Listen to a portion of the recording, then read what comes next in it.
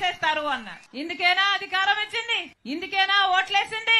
ఎక్కడ చూసినా అవినీతి, ఎక్కడ చూసినా డబ్బులమయం. ప్రజల గురించి ఆలోచన చేసేవాడు ఎవరైనా ఉన్నారా అంటే ఒక్కరు కూడా లేదు. ఇలా తయారైంది కదా.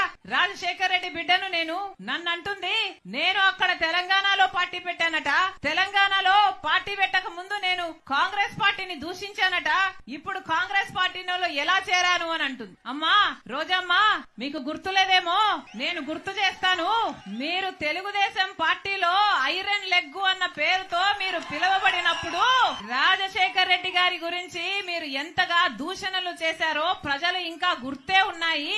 రాజశేఖర్ రెడ్డి గారంత మహా మనిషిని పట్టుకొని రాజశేఖర్ రెడ్డి గారి గురించి మాట్లాడిన మాట పిచ్చి పిచ్చి వాగుడు. రాజశేఖర్ రెడ్డి గారి పంచ ఇప్పి కొడతాను అన్న పిచ్చి పిచ్చి మాటలు మాట్లాడిన ఆవిడ ఈ రోజా నా గురించి మాట్లాడుతుందా? రాజశేఖర్ రెడ్డి బిడ్డను నేను. రాజశేఖర్ రెడ్డి గారు ఈ ప్రపంచంలో నన్ను